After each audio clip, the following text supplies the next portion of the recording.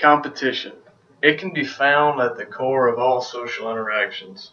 Plants, insects, animals, and especially humans all compete in some form or another. Plants will compete for sunlight and water. Insects might compete to eat those plants. You can clearly see competition with animals as well, whether it be through mating rituals or just competition amongst predators for prey. It's just natural. Humans are no exception, and as the more complex and advanced organism, it is only natural that the competition associated with us be more complex in turn.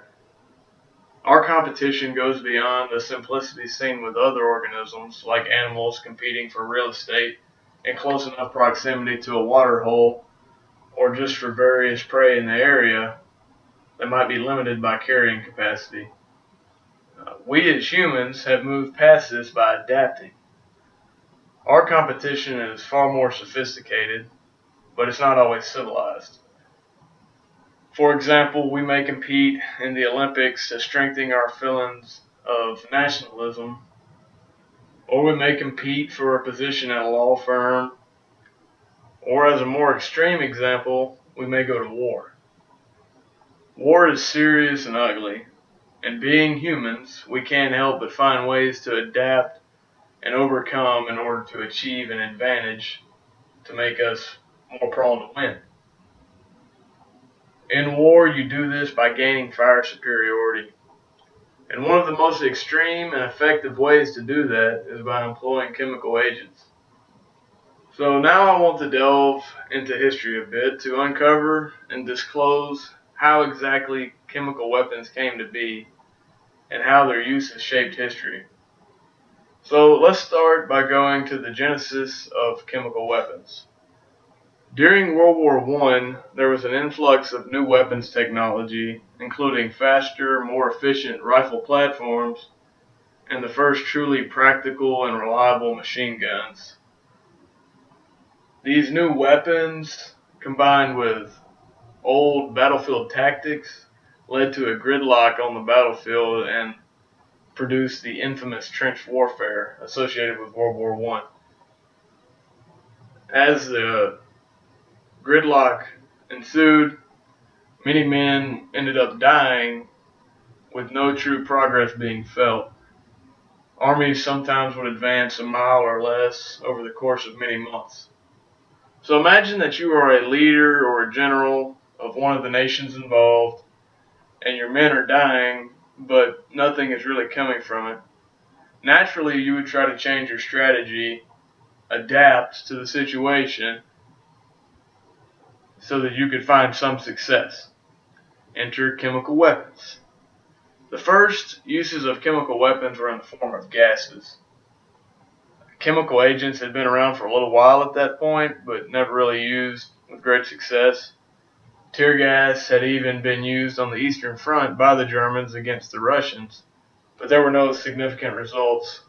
It was only a small instance. Chlorine gas was the first weapon to be used with the great success. On 22 April 1915, the Germans used the gas against the British and the French at the Second Battle of Ypres in Belgium.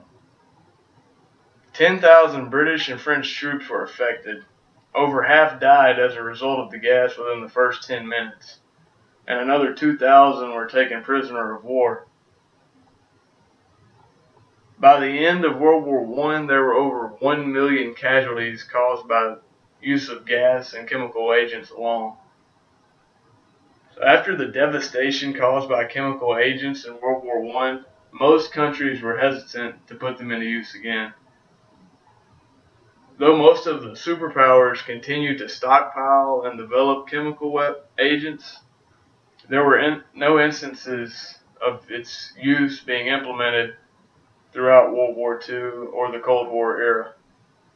It was Iraq's use of chemical weapons in the 1980s that actually served as the catalyst for the eventual ban of chemical weapons.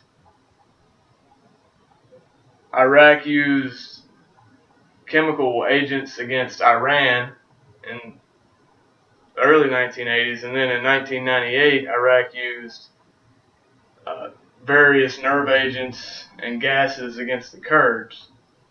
And this increased the conversation about banning chemical agents or getting some sort of restrictions on them. Negotiations of the Chemical Weapons Convention, the CWC, began in 1980. It is a treaty that bans the use of chemical weapons and requires destruction of any stockpiled chemical agents. The CWC signed it into effect on 29 April 1997. So even with the CWC in place and the existing taboo of the use of chemical agents, the use will not and has not ceased. Sarin gas was used in 2 instances in Japan during the 90s by a doomsday cult that led to the death of many innocent people.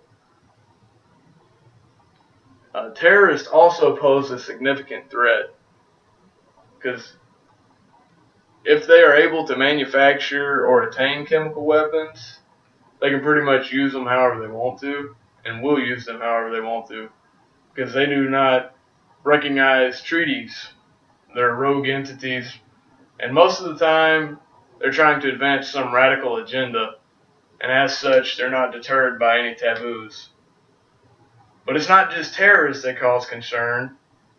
Syria has also used chemical agents in the recent past, 2012, 2013, and they continue to use them to this day, knowing full well they're in violation of the CWC.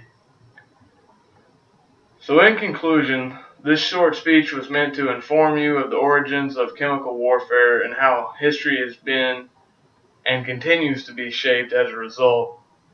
You can rest assured that as long as war and conflict continue to exist, there will be some group that will be willing to use chemical weapons to gain an advantage. Even with the legislation against the use of chemical agents, it's safe to say that the history of chemical warfare will have more chapters to be written.